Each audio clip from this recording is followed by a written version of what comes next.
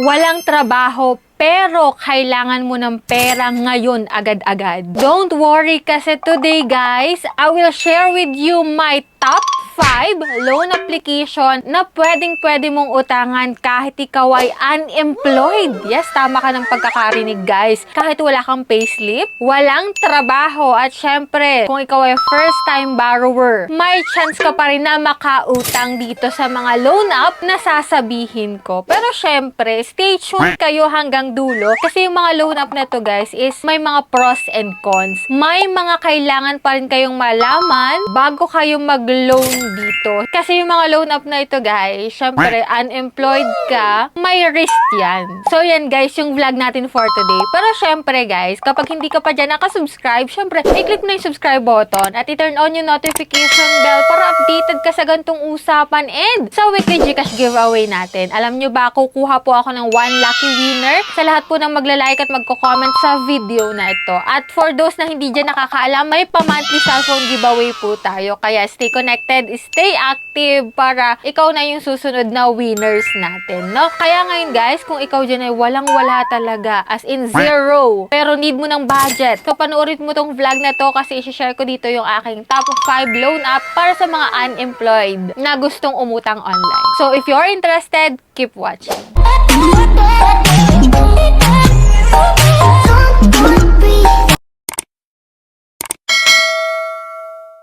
So, disclaimer no guys, hindi po tayo promoter or agent ng mga loan application na sasabihin ko dito guys. Syempre, sharing lang po ito nung aking mga nalalaman at kayo pa rin naman guys yung huhusga sa huli. Kayo pa rin guys yung magdidesisyon sa huli kung maglo-loan kayo dito or hindi. And dito nga sabi ko, may mga dapat kayong malaman before kayo mag-take ng loan. No? So, unang-una na po sa list natin na pwede kang umutang kahit ikaw ay walang trabaho, walang payslip, si Mabilis Cash, which is sobrang true naman sa kanyang pangalan guys, na mabilis mag-approve at mabilis talagang magpadala. So dito guys, no payslip needed talaga. Kapag ikaw ay may one valid ID lang, gora ka na guys, makakapag-loan ka dito. At ang pwede mong ma-loan dito kay Mabilis Cash is from 1,500 to 10,000 pesos. Pero kapag ikaw ay repeat borrower, up to 60,000 pesos. So dito guys, kay Mabilis Cash, may ilang reklamo lang talaga akong nababasa na medyo mahirap mag-apply. Kasi sa ngayon guys, may mga hinihingi na sila na other documents like kapag ikaw ay may PRC ID,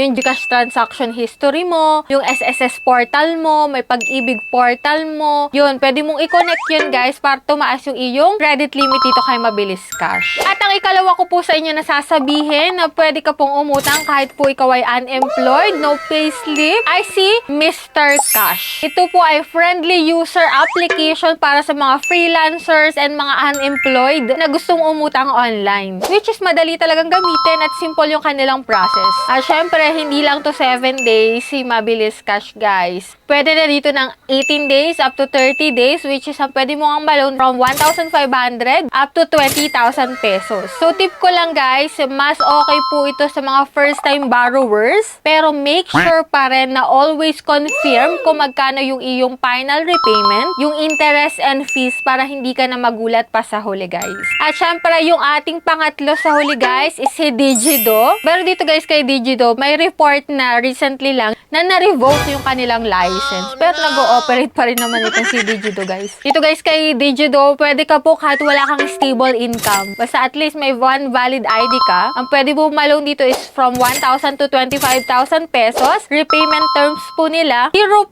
interest po sa 7 days mo and up to 6 months po pwede itong bayaran. Pero commonly lang kapag first time ka, up to 30 days lang po. Transparent rin po sila sa kanilang interest rate, sa kanilang due dates, pinapakita nila guys. Kasi may ibang loan application na hindi nila pinapakita yung mga ganun. So itong si Digido guys, transparent po. At may option ka rin dito guys kay Digido na ma-extend yung iyong repayment period. Halimbawa wala ka pang pambayad sa due date mo, pwede mong i-extend siya. Magbabayad ka lang guys ng minimal amount. And then pwede ka rin ditong mag-reloan ka agad-agad. So once na na-pay mo na itong si Digido. So dito guys, remind ko lang kayo guys, if ever na may loan kayo dyan kay Digido or maglo-loan pa lang kayo guys, bayaran nyo na siya kaagad agad. Kasi after 7 days po, yung interest po niyan is tumataas. Kaya, bayaran nyo na agad if ever man na may pambayad na kayo, guys. Kasi may ilang reklamo din na napakataas po ng interest daw dito kay Digidoc. Ingat pa rin kayo, guys. Imbes na maalwan yung stress nyo is lalo pang madagdagan yung stress nyo, guys, no? So, dito, guys, pang-apat po. Nako.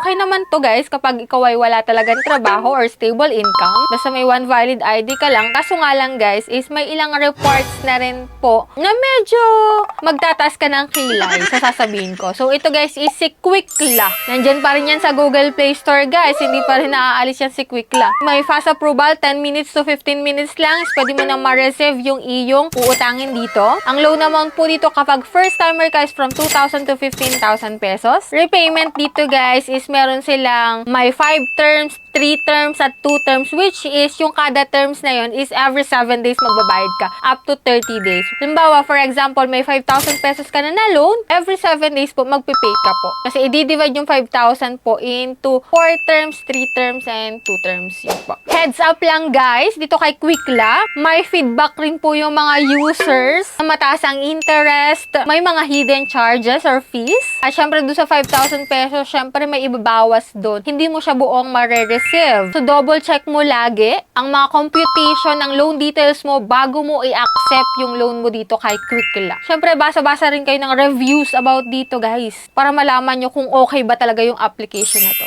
So, next na natin, guys, panghuli, which is, ito yung pinakang top 5. Pero random lang naman talaga to. Wala namang talagang rate na top 1 siya na top 2. So, ito, guys, hinuli ko lang talaga, which is si Mocha Mocha. Marami na pong magsasabi dito na nag-improve daw si Mocha Mocha. So, mabilis din mag-approve. Minsan, automatic pa nga eh. Pero ito ha, medyo delicado, no? Delikado. Kasi marami na rin ditong nagre-report na may harassment. Yung ibang contacts mo daw tinatawagan. Kaya, ingat pa rin kayo, guys. Pero kung interesado kayo kay Mocha Mocha, loan amount po dito, yung initial loan is from 2,000 pesos to 7,000 pesos. Repayment term, katulad nito ni Quickla na may mga terms, which is every 7 days or 14 days ka magbabayad. Yun, may option na ganun, guys. At hindi mo rin to buong makukuha, guys, kasi may ibabawas dito yung mga interest fee, service charge, management fee, mga ganun. Kaya maraming nagre-report na medyo mataas daw yung interest dito kay Mocha Mocha. At na-flag na rin ito, guys, ng SEC noon, no? So, kaya kung ito man yung pipiliin mo na utangan ngayon, guys, make sure na alam mo yung risk,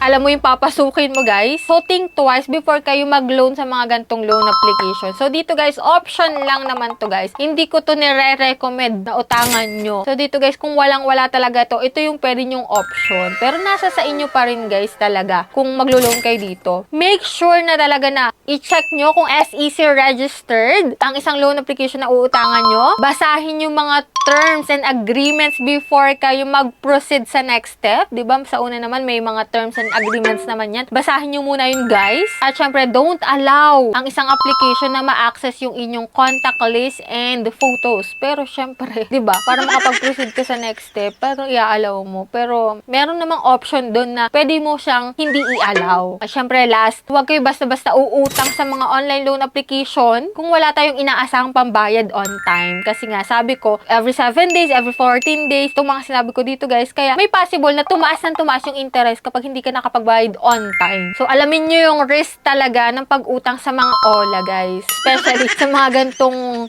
kahit unemployed ka. Yung mga yan is talagang magpapautang yan sa inyo talaga kasi nga, malaki yung interest, malaki yung tutubuin nila sa inyo. At kayo talaga yung mga tao na kakagat talaga sa mga gantong interest kasi nga, need natin, diba? Kaya ingat pa rin kayo, pag-isipan nyo na mabuti, guys. So, option nyo lang to, guys. So, yan, guys, if ever na isa kayo sa mga nakasubok, sa mga nagabanggit ko dyan, ano pong experience nyo sa mga olang yan? Paki-comment po dyan sa comment section para at least may idea pa yung mga bago pa lang magta-try dyan. Hindi porket sinabi ko na pwede yung unemployed is go ka na. No, guys. Still, pag-isipang mabuti. And that's it. Sana nakatulong tong video na to para sa inyo, guys. So, sa mga hindi pa dyan nakasubscribe, nako, click the subscribe button, turn on the notification bell, and be updated sa ating mga future vlogs pa.